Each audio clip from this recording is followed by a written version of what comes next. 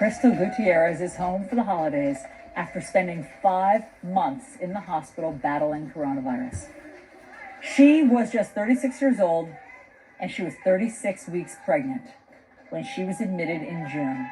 Her condition quickly took a turn for the worse, forcing doctors to perform an emergency C-section before she had to be put on a ventilator. And joining us now is Crystal Gutierrez and her husband, Rafael. Oh my gosh, you guys. We can't believe the ordeal that you two have been through. How are you doing today, Crystal? Oh, well, it's pretty early here, so actually I'm a little tired. But yeah, other than that, I'm feeling much better. Oh my God, yeah, you don't have to have had coronavirus to be tired. Of course, especially on the day to give thanks. Oh my gosh, your story is just so remarkable. So you were so young, Crystal. I mean, you're 36 years old, or you were when you were admitted. And what was that experience like of knowing that you were pregnant, you were going to have an emergency delivery, and did you know how sick you were then? The whole experience was really surreal. It happened very quickly to me. I'll tell you, I originally thought I had sinuses, allergies. I was taking Sudafed beforehand, but my breathing was continuing to get worse. So I called the doctor. The doctor says, go in and get evaluated now. You're showing symptoms of COVID. And from there, everything just went downhill quickly. I mean, I am, however, of course, thankful that he decided to do the cesarean when he did, because after that, my condition deteriorated rapidly. So, Rafael, you have a pregnant wife. You have little kids, 3 other little kids at home. And so suddenly she has to give birth with the emergency C-section. And then how soon after that did she have to be intubated? It was crazy because, I couldn't be there for her side because I had tested positive for COVID.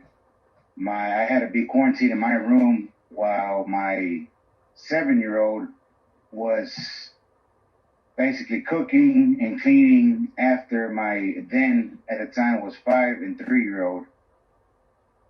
He would make them breakfast, lunch, and dinner.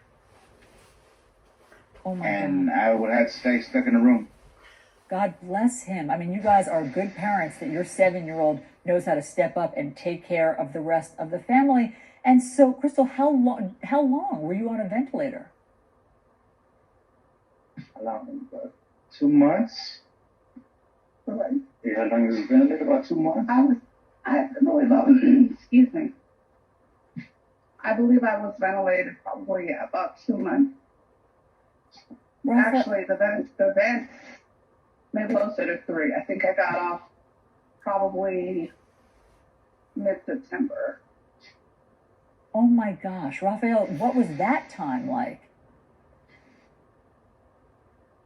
Every day was I would get calls and she needed this surgery, she needed that surgery, wasn't sure she was going to make it through the night, wasn't sure. It was just an everyday fight. My kids would, Daddy, I just want to talk to Mommy, or Daddy, I miss Mommy. And, it was just, I had to stay strong for them. And there was moments where I couldn't. My kids, we would sit at the dinner table and I would start crying. My 4-year-old would come and grab me, like, Daddy, it's okay, Daddy, it's okay. And then I would see my 7-year-old, is like, Junior, he's crying again. And they would come and they were like, Daddy, come on, Daddy, let's go watch, let's go play video games. Come and watch me play video games. They would try to find ways to entertain me.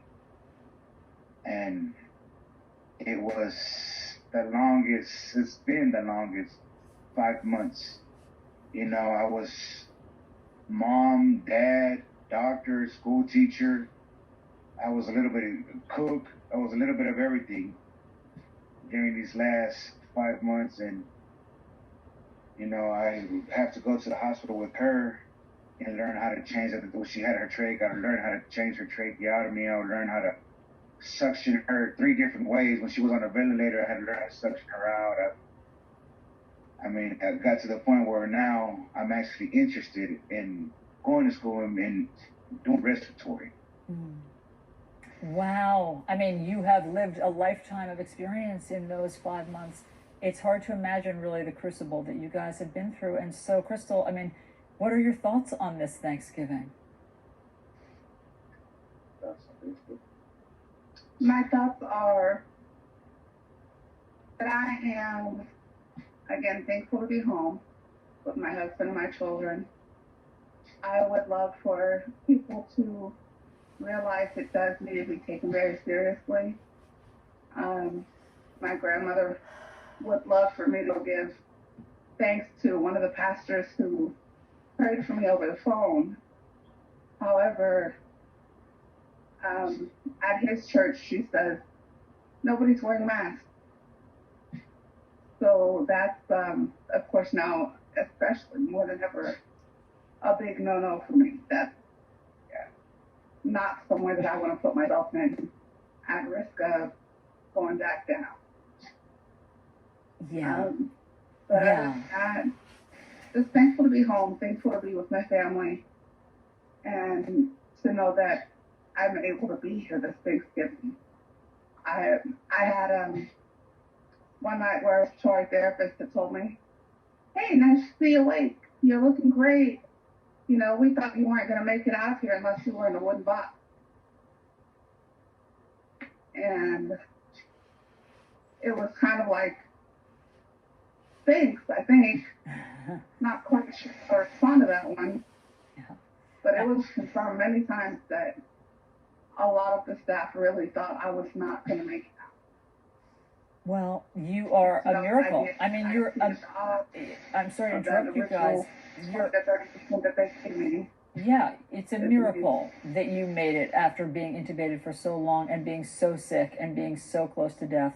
And so, of course, I understand why you want the church and everybody in the church to be able to wear a mask. I should also just mention that you guys have a GoFundMe page, the Gutierrez GoFundMe page. I will put it out on my social media as well. Obviously, this has been devastating financially for you guys and for you having to care, Raphael, for all of the kids alone and all that stuff. So I hope that people can help. And we really appreciate you guys. We're thinking of you, and we hope that you have obviously a memorable Thanksgiving and a really healthy and special one. Thank you so much for being with us. And thank you for hearing us out. Absolutely. What an incredible story.